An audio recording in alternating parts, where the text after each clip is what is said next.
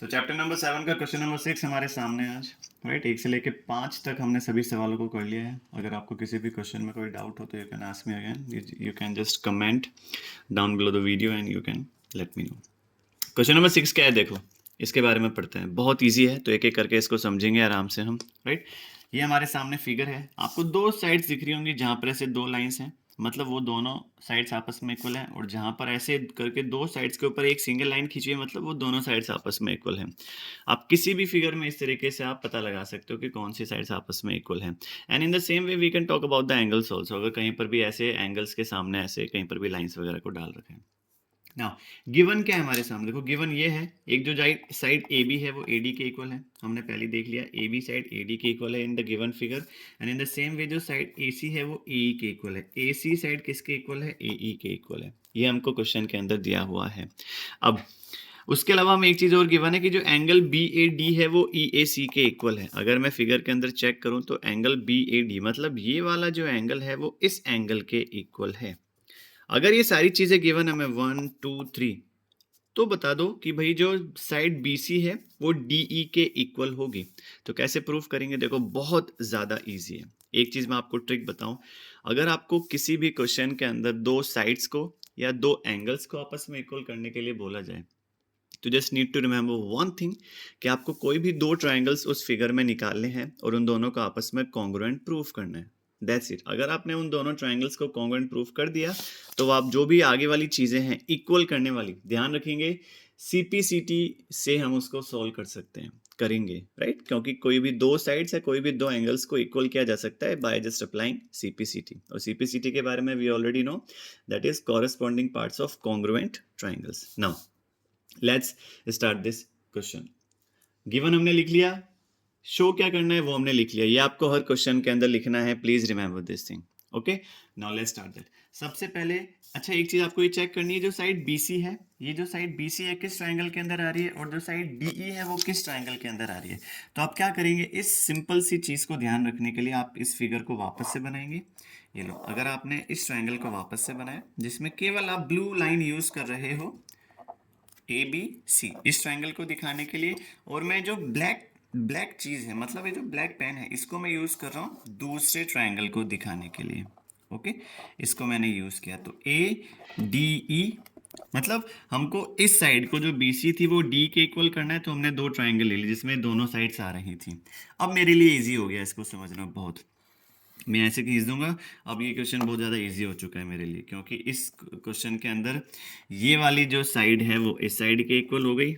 Right, और जो ये वाली साइड है वो इस साइड के इक्वल हमें ऑलरेडी क्वेश्चन के अंदर गिवन है। नाउ लेट्स टॉक अबाउट, अब अपने पास दो ट्राइंगल्स हैं, कौन कौन से ट्राइंगल्स हैं, ABC एंड ADE, ये दो ट्राइंगल्स हैं। अब अपने पास गिवन क्या है, देखो ये वाला जो एंगल है इस एंगल के इक्वल है।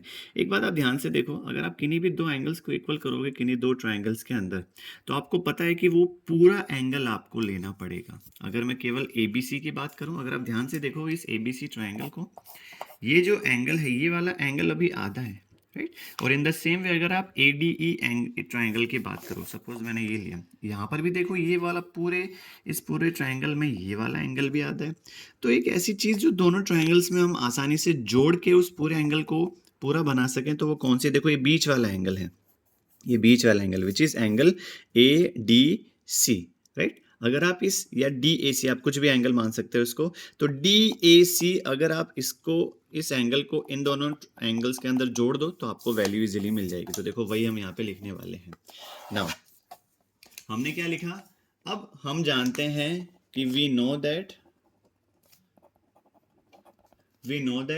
एंगल BAD किसके इक्वल है, एंगल EAC के। अब हमें क्या करना है, देखो ये बीच वाला जो एंगल है दोनों में जोड़ना है, तो हमने वही किया। Now adding angle DAC both sides.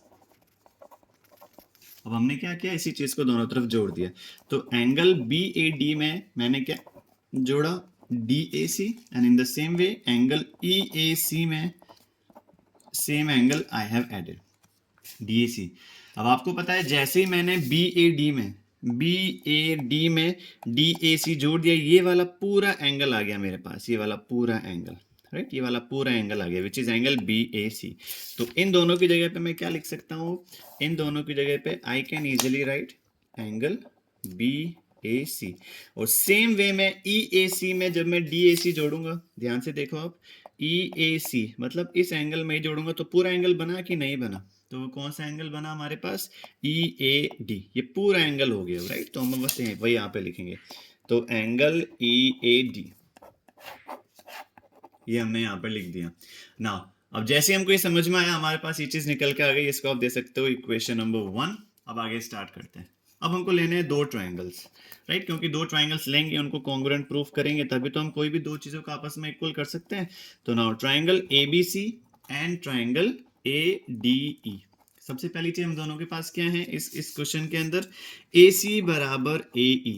अगर आप फिगर को ध्यान से देखते हुए चलो, और ये हमको गिवन है राइट, ध्यान से देखो आप, ये वाली जो साइड हमको गिवन थी AC बराबर A, और इन द सेम वे अपने पास AB बराबर AD भी है तो हमने वो भी लिख दिया। तो AB बराबर AD ये भी गिवन है, लो भैया। अब थर्ड से हमारे पास क्या थी, एंगल, ये वाला जो हमने अभी प्रूफ किया था राइट इक्वेशन नंबर 1 में। तो हम क्या लिखेंगे, हम लिखेंगे एंगल BAC बराबर है EAD के। जैसे हमने ये लिखा, हमारे सामने एक चीज निकल के आ गई। अब आप इसको क्या लिख सकते हो, ऑलरेडी प्रूव्ड, ऑलरेडी प्रूव्ड। अब आपने तीन चीजें लिख दी ना। अब आपको क्या लगता है यहाँ पे कौन सा रूल लगेगा, राइट, हमको बस वही रूल देखना है ना। सबसे पहली चीज हमको ये चीज समझनी पड़ेगी यहाँ पे रूल्स कैसे अप्लाई करते हैं। देखो तीन चीजें हमारे सामने हैं, अब इन तीन चीजों के साथ में हमें ये फिगर देखना है। अब एक बात बताओ, सबसे पहले हमने साइड ली, फिर ये वाला पूरा एंगल आया राइट, फिर ये मेरे पास side I.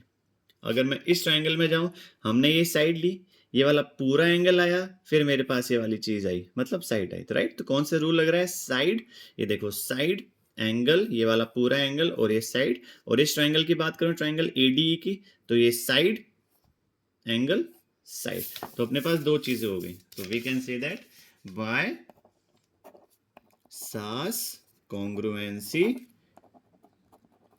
Rule we can say that कि भाई जो ट्रायंगल ABC है वो किसके कॉन्ग्रुएंट है, ADE के। ये दो चीजें हमने लिख दी राइट, यहाँ से ये वाली और ये वाली प्रूव करके। ओके नाउ अब हमको एक चीज यहाँ पे लिखनी है कि भाई जो BC और जो DE साइड थी वो कैसे इक्वल होगी, since we have already prove two triangles congruent to each other. तो वी कैन से दैट जो BC साइड है वो DE के इक्वल हो जाएगी। Why, because CPCT। और जैसे हमने ये लिखा, अपना सॉल्यूशन सामने निकल के आ गया। तो ये था इस क्वेश्चन का सॉल्यूशन, जिसको आप आसानी से देख सकते हो राइट। इसको वापस पढ़ें, समझें, और अगर कहीं पर आपको दिक्कत हो तो you can ask me again. Okay, now let's talk about question number 7 in next video. Thank you so much.